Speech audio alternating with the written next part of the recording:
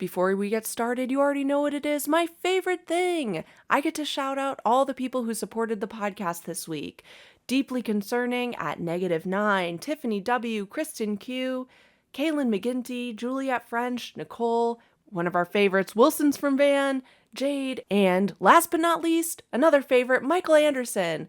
This listener-supported podcast could not do it without you guys. Thank you so much. And if you want to support the podcast and get a shout out, you can do so by clicking the link in the show notes to buy us a coffee.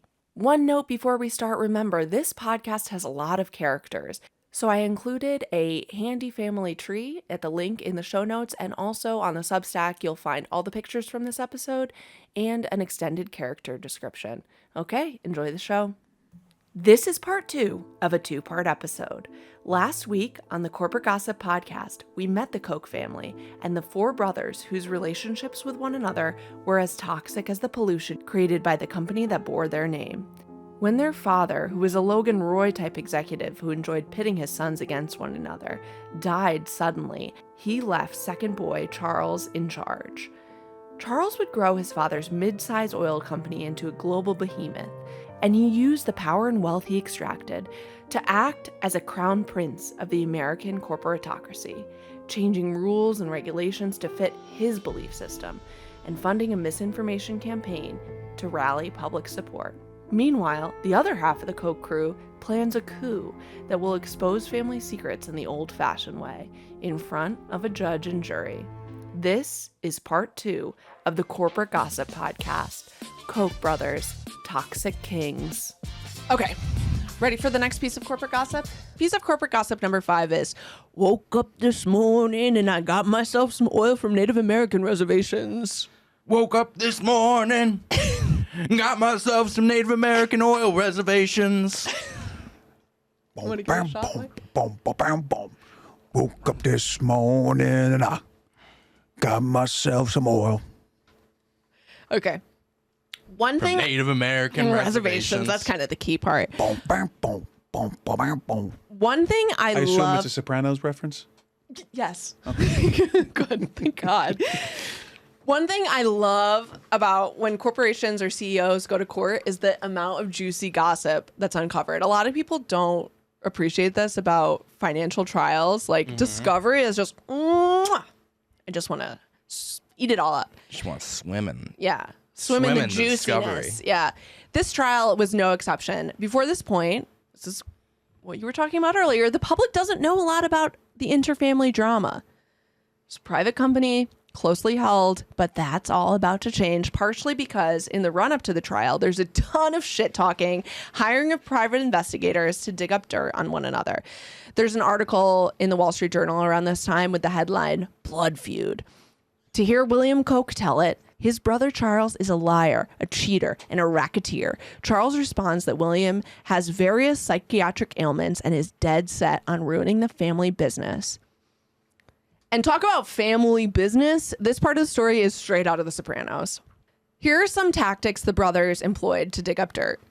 Bill's investigators established a phony company and posed as corporate headhunters in order to glean intelligence from ex-Koch Industries employees, donning body mics to secretly record their interviews. It's literally giving Meredith from The Office. Oh, yeah. That was a good episode. Bill wore a bug during conversations with J. Howard Marshall II. Later, he said, the recording wasn't worth shit anyway. They went through trash at David and Charles's house. They bribed janitors to get access to the office rubbish. The dumpster diving operation did result in a temporary restraining order in 1992. It's funny. In the book, it talks about how Charles didn't really need to do much opposition research on Bill because Bill was, quote, a man whose closet is free of skeletons in large part because they all seem to be turning somersaults in his living room. Bill left a turbulent wake of controversy and litigation wherever he went, and his misadventures provided plenty of ammunition for Koch Industries. In an effort to discredit Bill as hyper-litigious, mentally unbalanced, and fueled by vengeance, the company's PR shop created a dossier of Bill's more memorable debacles. This included having kids with 5 different women, including the time he impregnated a woman on the first all-female America's Cup sailing team that he sponsored. Then there was a very steamy trial between Bill and his model lover, Catherine de Castle-Bajac. She sued him after he tried to evict her from his $2.5 million pied-à-terre at the Boston Four Seasons after they broke up. She said he promised to financially support her. This was a 9-day trial over her housing arrangements, which made news on both sides of the Atlantic. They sent back and forth sexy faxes, which were read in court and are so bad, I'm not going to read them now. So Charles has all of that on Bill. And Bill's, rummaging through trash, trying to find stuff on Charles. And then he finds his golden ticket. Rumors that Charles had stolen oil from Native American reservations by taking more crude oil than they paid for. Why didn't he look there first? I don't know. You could have saved yourself a lot of time. Yeah. Covered in used chewing gum. Bill's private investigators found that the people employed by Koch to go to the reservation and pump out the oil would use something literally called the Koch method to take more oil than they reported taking. They weren't explicitly told to take out the extra oil, but their bosses would pressure them to help Charlie out. Eventually, Bill turns his findings over to the FBI, who in turn set out a sting operation. They literally hid behind cows near an oil field. And once the gaugers had taken the oil and drove off, the FBI remeasured how much oil they took. Of the six of the 8 gauges that the FBI tested found that oil was stolen. So this is common practice this is common practice among all in my book it detailed out it's common practice among large oil companies, but not to the extent in which Koch was doing it. It was like a small line item for Exxon and Shell and all. Yeah. It was like $10 million in profit a year for Koch. Koch Industries ended up being accused of systematic theft and engaging in a widespread and sophisticated scheme to steal crude oil from Indians and others through fraudulent mismeasuring and reporting. Based on documents subpoenaed from Koch, the committee reported that the company had stolen at least $31 million worth of oil in the previous 3 years alone. So there you go, $10 million a year. The next year, Koch settles for $25 million. And they faced a $214 million fine. So they can't negotiate better than that? They still got a $6 million profit. Yeah. Like, that doesn't seem too bad. Yeah. All right, go to the next slide. As my friend once told me. Sorry. As my friend once told me, it's good enough for government work. That's right. So at this point, Bill's riding high. He keeps winning these lawsuits. He won the one against Catherine, his model girlfriend. He won that one against his brother for stealing oil from Native Americans. He's becoming a bit of a local celebrity in Wichita. He wins the 1992 America's Cup. Again, another thread that binds the Murdochs, Ted Turner, and the Kochs. And he builds a public boathouse in the same building where Charles used to have an office. Just a little suck it. This guy, Sterling Varner, who comes up a bunch in this episode or like throughout he's like the book. Charles's right-hand man. Yeah, he's like his right-hand man. He complained, Billy's brought his toys to town. He shared them and people love it. Meanwhile, Charles has worked his butt off here. He put his heart into building this company. He's given millions to charity and never said anything. Billy comes to town and builds a little boathouse and he's a hero. We must be doing something wrong. If it wasn't for Charles, Billy wouldn't even have a rowboat. So, and then Charles's life gets even worse. Go to the next. This is shocking. At this point, a year after that oil settlement, Charles's son kills a kid. By the way, the internet is very well scrubbed of this story. It was hard to find good information. So one evening in September 1993, Charles's 16-year-old son, Chase, blew through a red light as he sped down Wichita's East Douglas Road on the way to the local mall. The teenager's Ford Explorer barreled through the intersection just as 12-year-old Zachary Siebert, who was listening to Crisscross on his headphones, crossed the street. Siebert died at a local hospital an hour later. The Kochs escorted their traumatized son to the boy's funeral, where every eye in that church was on them. Chase later pleaded guilty to a misdemeanor charge of vehicular manslaughter and was sentenced to 100 hours of community service, 18 months probation. The judge also imposed a 9 p.m. curfew for 10 months. This was a fairly harsh sentence, according to the special prosecutor in the case, who said an adult would have probably gotten off easier, which is kind of shocking to me. I guess, I don't know. I guess I don't know enough, but it feels like misdemeanor manslaughter. You should get a bit of a So the stronger cops who sentence. responded on the scene, quote unquote, said to Walt Siebert, who is a former Olympian, I might add, and his son was just running.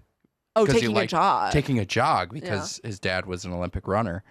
The cops instructed him to, quote unquote, seek a pound of gold. Eventually, Chase goes to Walt, and Walt was impressed when Chase first confronted him, and he could tell he was nervous, and he felt bad for Chase. Wow. But after replaying the interaction in his mind, Walt realized that Chase never actually took responsibility for killing his son. He was just very apologetic. This dawned on Walt later in the day. And to this day, he still feels the same way. Yeah, you mentioned that he went to Zach's funeral. The other thing that's not mentioned here is that Chase goes on to go to do hard labor for his dad.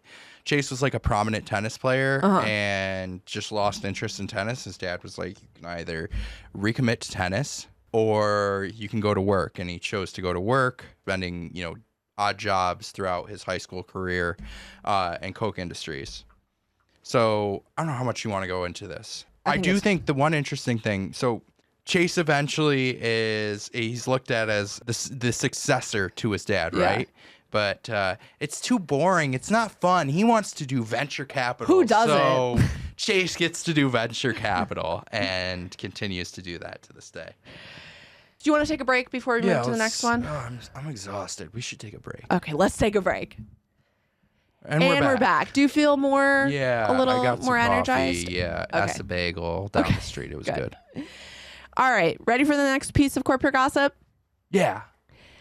The next piece of corporate gossip is Law and Order Special Boss Boys Unit. So finally, remember this trial that started years and years ago because Bill and Fred think that $1 billion to buy them out wasn't enough? It's finally underway. A jury will decide whether Charles and David cheated Bill and Fred when they bought them out of the company for $1 billion. So the plaintiff's lawyer started the case. He told the jury that the case was about a man's driving need for total control and total power. It was about how Charles Koch went above the law in this country, also about how he went above the ordinary rules that we live by in dealing with our own family. No verdict is going to fix this family at this point. Fortunately, your job as a juror is not to fix the family, but to sort out the hard evidence. Look at the proof, and that's much easier than figuring out where a family went wrong. So the defendant's lawyer says, this is Charles and David's lawyer, says, the plaintiffs in this case seek to label this a pure business dispute. It isn't. It's a dispute that arose of family strife, family conflict. At its roots were deteriorating interpersonal relationships and money-hungry family members who, unlike Charles, did not want to grow Koch Industries, but to loot off its profits. Kind of like how you looted off the Native American land, but that's what this lawsuit is about, the lawyer said. A continuation of a bitter family fight that should have been settled in 1983 when we paid $1.1 billion for peace and it never came to Kansas. $1 billion for peace. Here's some more highlights. You can go to the next slide because this is Bill and David, because I think this is kind of where a lot of this drama comes from. So David is on the stand talking about the time that Bill was fired from Koch Industries. Why in the boardroom that day had David abstained from voting to kick his brother out of the company? He was asked. David's face flushed. Well, he began, I have some very strong feelings for my brother, and I wanted, he trailed off, bringing his hand to his forehead. This is tough to talk about. Boy, David tried to fight the deep well of emotion that had pooled within. Bill had acted very badly in the company, he said, his voice breaking. He had done some terrible things. The businessman began to sob, his sorrow amplified throughout the wrapped courtroom by the microphone clipped to his tie. Across the room, Charles lifted his glasses to dab a tear. I just couldn't vote against him, he said, but I knew he couldn't work in the company anymore, so it was my desperate desire to maintain a relationship with him. And Charles is an absolute wreck during this trial. He feels like everything, including his own values, are under attack. The litigation, a former Koch executive said, was crushing Charles. You could see a side of Charles that no one had ever seen before and likely no one will ever again. That trial destroyed him is not the right word. It was as if he aged 40 years. Quote, I frankly don't think he was that focused on the company then, said a former Koch executives. During that period, there were a lot of questionable deals. Ooh. So here he is after the trial. Ultimately, the jury found that Koch Industries had concealed some facts during negotiation with the shareholders, but determined that those admissions did not significantly affect the sales price and there would be no damages. Charles and David had prevailed. I always take these outcomes with a grain of salt because some of these financial cases that I have followed are so hard for juries to follow. So, for what it's worth. But Bill... It's worth 0. That's how much Bill got. Yeah. But Bill wasn't done. At this point, he basically becomes like a Koch Industries corporate villain because he knows where the bodies are buried. And basically, he takes the Justice Department around pointing out where the little toes are sticking out.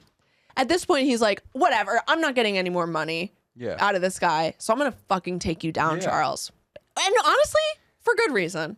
I mean, he doesn't have mommy and daddy to tattletale to, so why not the FBI? Right.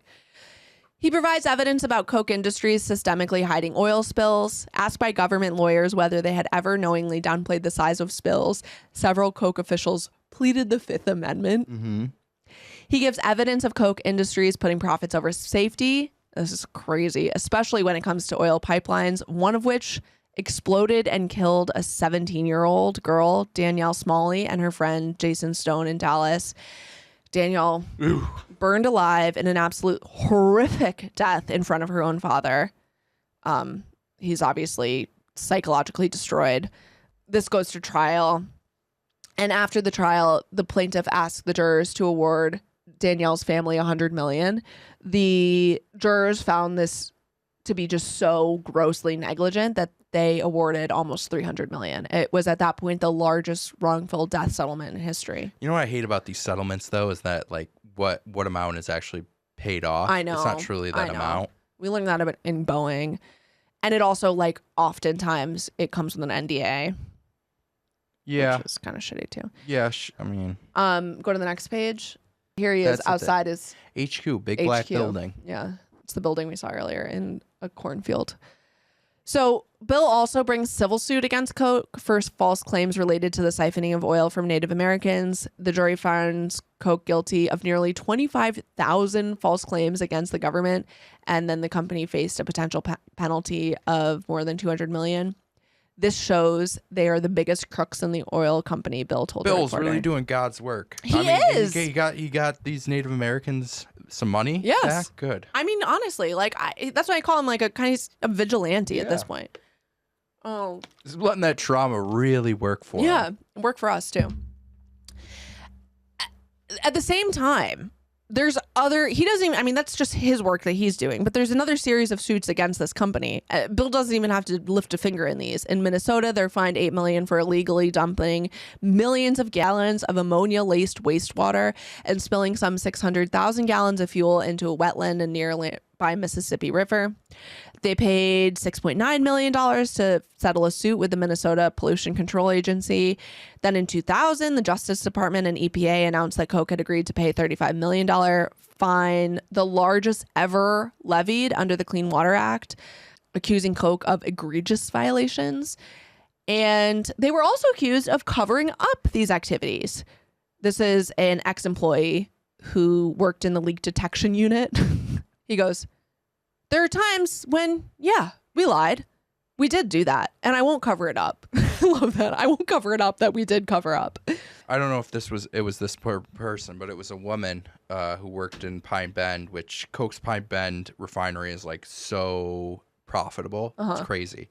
But she was basically responsible. She was like an EPA liaison almost. And she'd basically tell them, we can't, they had this backup water reservoir that had all this runoff essentially. And she would tell them, it's getting full. We need to empty it, but we need to empty it correctly. And the guys were basically like, we're just going to empty it. And it would just get empty out into wetlands. Ugh. So on the familial front, eventually Bill and David do reconcile. David is Bill's best man at his 2003 wedding to his third wife. Charles, on the other hand, doesn't seem to have reconciled. In 2012, Charles called Bill the brother of the twin. But they're not like actively fighting anymore. Bill describes his relationship with Charles as one of peaceful coexistence. You didn't mention anything about the 10,000% compliance. Yes. Which is an interesting juxtaposition, right? So Yes. So eventually what ends up happening with Charles is he was super libertarian and he's realizing like, oh, at this point I've kind of doled out like $1 billion in fines against the government and I can't really live in my own libertarian paradise. And Charles for a while kind of changes his tune and he becomes 10,000 compliance with all laws and regulations, which means that he expected 100% compliance with 100% of his employees. Which is taken very seriously and included in like Koch onboarding processes. And I think still is. Yeah, but I'm really confused by that because like on the one hand, and we'll get into this in the next piece of corporate gossip, like on the one hand, he's saying you need to follow the regulations and rules as they are laid out. But I'm also going to do some work on my end to make sure that the rules well, yeah, if he changes, I'm going to change the rules. He changes the rules, right? As long as you are within compliance of those rules, right? And I'm just going to work to make sure that the rules get eliminated. I'm okay with it. Are you ready for the next piece of corporate gossip? All right. Charles Koch at this point goes, "Profit is my religion, and regulation is the devil." So here's Charles Koch sitting in front of an oil painting of his father. So with the family drama resolved, Charles Koch can finally focus on channeling his inner Jack Welch. Those who can achieve inner peace can achieve happiness through a combination of relentless growth and cost cutting and turning his fiefdom into a libertarian utopia. Basically, he implements something called market-based management, which is like a lot of Jack Welch's ideas sound excellent on paper. His management system is a total meritocracy. It's a super flat organization. It's where people are rewarded for the value they brought. The problem is we don't exist in a vacuum. And much like regular libertarianism, an organization without structure, it can get messy because people are basically only promoting people who fit this really specific stereotype. They're generally hiring one type of clone that fits Koch's self-image: young, white, male, sharp, aggressive, and consistent with his management philosophy. It's got this management method that he has a super relentless focus on profit over anything else. And kids, listen up to this part because this is something I see in so many organizations. Okay? Because a lot of people, and I say this on every episode because I just saw a TikTok comment today where someone says companies are legally obligated to put profits ahead of anything else. I'm telling you right now, read my lips, that's wrong. Because here's what happens when you do that, folks. In the case of some of these lawsuits we talked about in that last segment, like the one where the 17-year-old girl died, market-based management, aka putting profits ahead of anything else, is identified as a contributing factor. Quote, "One reason for this failure to operate safe pipelines comes from Koch's so-called market-based management approach. For example, under this management philosophy, each section of the Koch pipeline must show a profit, and this profit must increase every quarter. Environmental and safety compliance does not pay off quarter by fiscal quarter, and thus employees are not rewarded or encouraged to strive for safety or compliance. Employees at Koch are told that every decision has to be justified by its economic effects and how the decision will affect the company's profitability." Spoiler alert, this is also going to come up in the PG&E episode that we do soon. So like I said, when you come up in my TikToks and ask me why a company won't strive for profit over everything, this is why, because people die. Them's the rules of the TikTok comments. God, it's like my biggest pet peeve. It's just so like uninspected. Anyway, Koch also starts hiring people who believe in his libertarian philosophies. He wants to hire people who believe in Milton Friedman. And you really can't share your beliefs at the Koch HQ if they're different. Quote, "You either drink the Kool-Aid or you keep your mouth shut and you walk the line," said a lawyer who had many friends who worked for the company. Some have complained of a cult-like atmosphere. Charles gets this idea. You know who would love my politics? The rest of America. Are you ready for the next piece of corporate gossip? Yes, queen. The next piece of corporate gossip is, it's a 45-day plan. 45 days to get us back on track. 45 points. It's a 45-day, 45 point, 1 point per day. We get 45 points. We're back in business. Woo! And you can take that to the bank. And limo lady, we're going to completely destroy Barack Obama. Woo! I love you, New York. Whose name starts with a B and is Charles Koch's worst enemy. No, not Billy Koch. It's Barack Obama? Barack Obama. Ding, ding, ding, ding, ding. In 2008, listen to this, jabroni. Barack Obama's talking about overhauling healthcare, addressing global warming, reforming the financial system, and David and Charles described him as the most radical president we've ever had as a nation, a leader steeped in the hardcore economic socialist policies of his Kenyan father. God. So, Charles partners with this academic, Richard Fink, to implement a 3-part plan to reshape the American political and social climate in ways that are literally just starting to be exposed. It wasn't like the Kool-Aid man barging in through the door and being like, lower taxes, privatize Social Security. It was developed specifically to look and feel so organic, grassroots. This is like a psyops operation. Like, the first step, dump tons of money into American universities, nearly $31 million between 2007 and 2011 alone, to endow professorships, underwrite free market economics programs, and sponsor conferences and lecture series for libertarian thinkers. Ooh, that intro really... Yeah. Step 2, take the ideas generated from these universities and turn them into something that a layperson can understand. How might these ideas apply to real world problems? That's where the Cato Institute comes in. Step 3, create the illusion of grassroots support for these ideas. As David once explained, what we need is a sales force that participated in political campaigns or town hall meetings and rallies to communicate to the public at large much of the information that these think tanks were creating.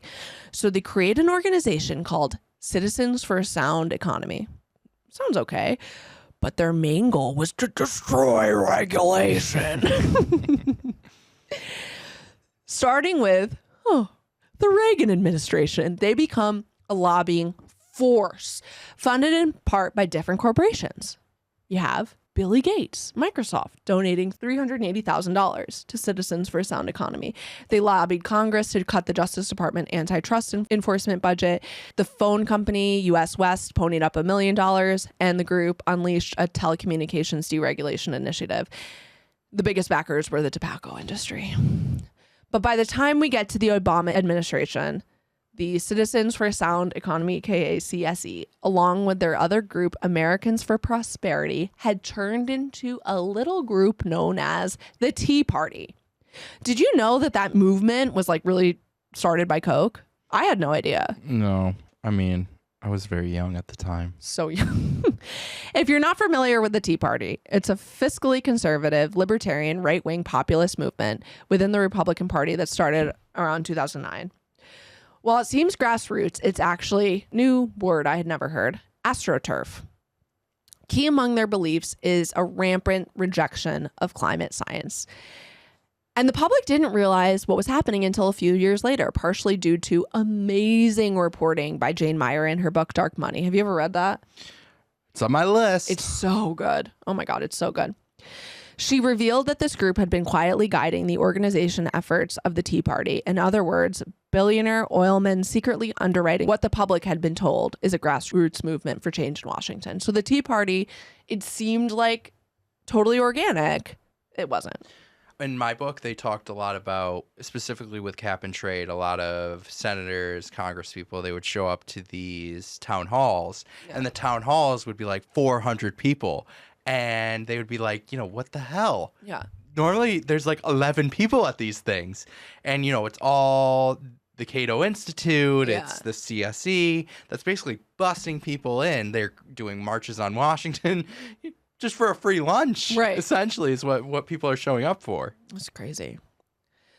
When David Koch is asked about the Tea Party and asked if he's proud of his accomplishments, he goes, yeah, there's some extremists there, but the rank and file are just normal people just like us, and I admire them. It's probably the best grassroots uprising since 1776, in my opinion.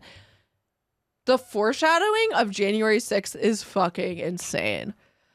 So we know what happens next. Spoiler alert, we get policy changes that cause irreparable harm to the climate. We get tax cuts for billionaires, shit social safety nets for the rest of us, blah, blah, blah. So when Charles looks back on his legacy, what do you think he says? Piece of corporate gossip number 9 is Oops. That's what he says. Oops. Oopsie.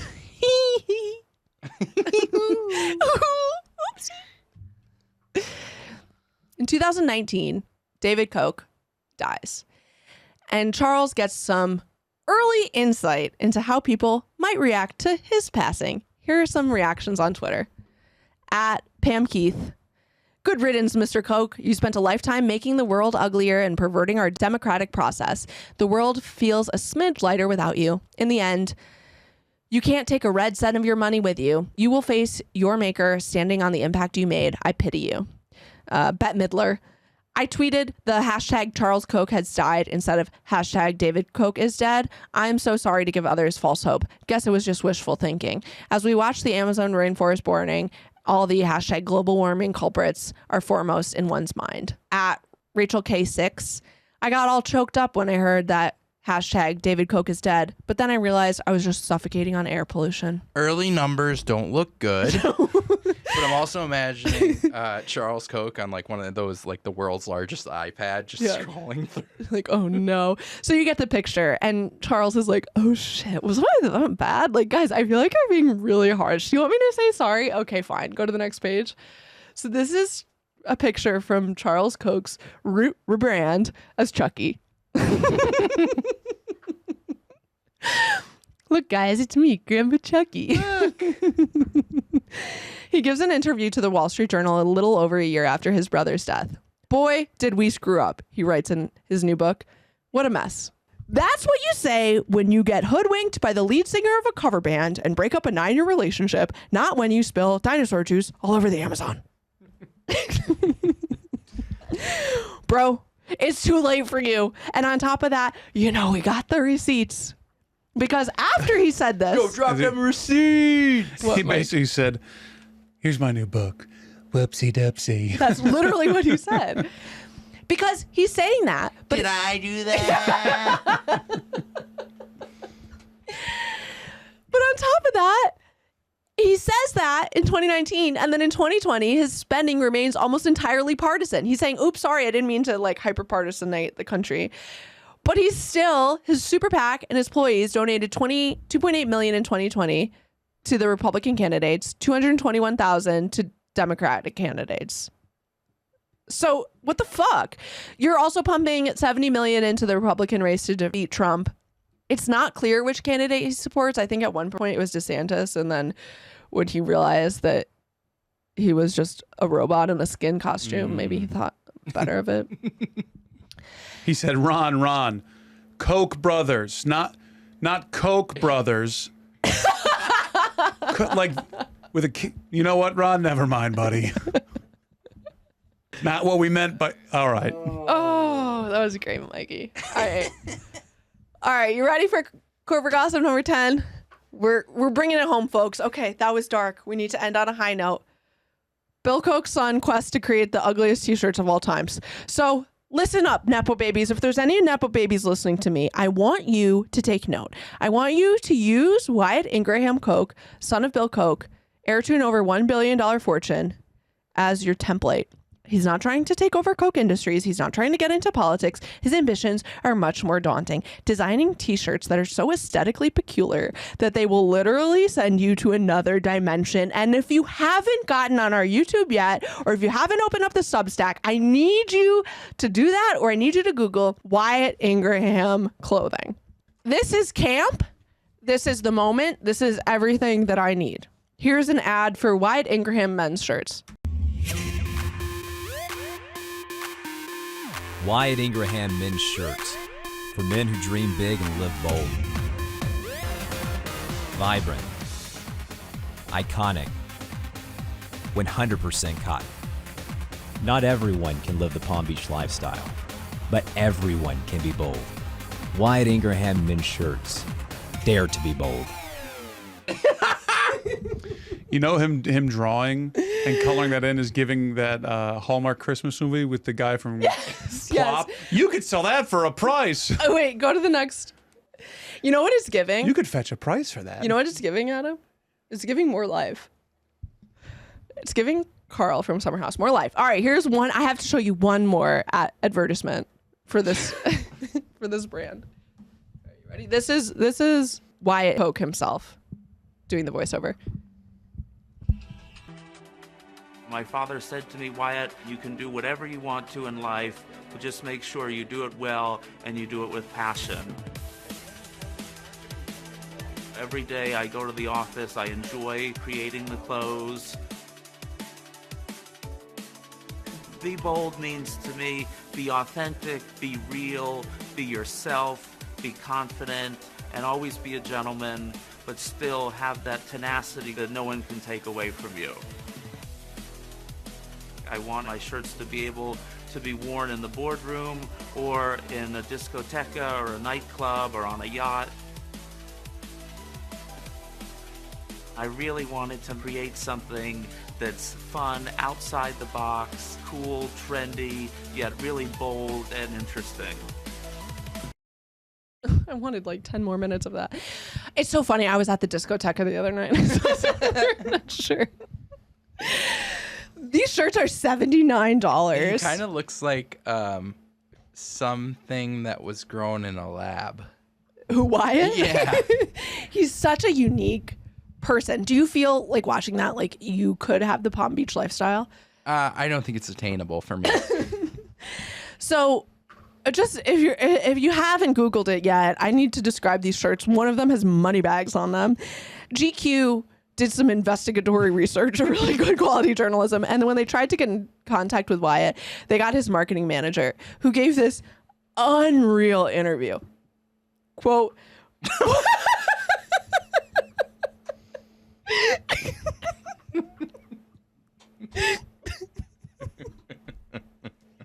Okay, go ahead and read. quote, Wyatt didn't go to school for design. No, he went to Parsons, right? You don't say. You tell me this guy didn't go to school for design? But he works closely with a designer to bring a vibrant South American flair to Koch's vision. He's the ideas man, this marketing manager says of Koch. He comes up with these whimsical ideas in his head, and he has never been really able to know what to do with them. His inspiration comes from everywhere. He has roots in New York, so there's a lot of connections to New York. So he has a shirt with a yellow taxi on it. Or he lives down here in Palm Beach. So one of the shirts Has palms and a beach on it. has palm trees all over it. Like neon colored palm trees. Basically, all of his designs come from his experiences. And he just tries to pull those experiences onto the fabric and share them with the world. My jaw is on the floor. And look at him on the runway. I mean, you know where I want him to go? To the oil fields, the Native American oil fields. What if I he want goes him on a to Jimmy drive Buffett through. Margaritaville cruise? Yeah. Look at those pants. I love, the way he's walking the runway. This is my favorite Koch family member. Look what it says on the podium. Wild pants. The Garden Mall. Oh, I love him. He is the moment, and Nepo babies, please, I want you to use him as an exemplar. You have all the money in the world. Leave us alone, and please, like Wyatt Ingraham does, follow your bliss. Loves a driving shoe. He loves a driving shoe. This doesn't exist anymore, unfortunately. I don't know what happened to it. I think they pumped enough money into Oh, or maybe I was thinking supply chain issues with COVID. Yeah. So let's move to the takeaways, shall we? Ending on a high note. Mm-hmm. So one thing that really scares me is these designs. No, I'm just kidding. These designs give me joy. One thing that really scares me is why it's neon blue alligator skin driving shoes. Yes. One thing that scares me is that these designs just aren't available for public consumption anymore. And I'll wear them. I'd be happy to be sponsored by Wyatt Ingraham Designs. So I'm actually scared by the privatization of vital American social infrastructure. Here's a quote from the New York Magazine when they eulogized David Koch that I think really sums it up for me. It's as if he and his brother wanted to pitch us all on their vision for the world. If we let their companies gobble as much as they could, they would throw us a scrap or two. Never enough to live on, just enough to hold us until the next handout. They would allow us a glimpse of beauty, a mirage of progress, so that we would readily accept a cage, protected from the consequences by death as his money protected him in life. David Koch is dead. Couldn't have said it better myself. Yeah. I think Wyatt Koch will probably be dressing me for the Met this year. Yes. We also have another story of the impact on the general public of wealth and trauma. I think that there should be some type of regulation that anybody with over $500 million in net worth needs to be in court mandated therapy, because I'm fucking sick of this unresolved trauma impacting my life. Like, how can I set boundaries for that? Yes, I hear you. I think we've talked about that a lot. It comes up in every episode. It's so annoying. You know, be like Wyatt. Follow your bliss. Anything else? That was a juggernaut of an episode, huh? Really? Really? I mean, we both read books, so We did that's both what read happens. books. Yeah, seriously. If this isn't a 3-parter, I don't know. Oh what my God, is. it's at least a 2-parter. Okay, that has been another episode of the Corporate Gossip Podcast. As always, if you want to buy us a coffee to fund our books and our subscriptions to various magazines and news outlets, you can do that in the link in our bio, the Buy Us a Coffee link. You can follow us on YouTube now. You can check this Substack, which has all of the pictures that we discussed today, including links and pictures of Wyatt Ingraham's latest collection. What else? We have our bookshop.org link, and you can find links to the books that we read for this week if you want to follow along. Am I missing anything? I think that's it. Thank you guys so much for another great episode, and we'll see you later.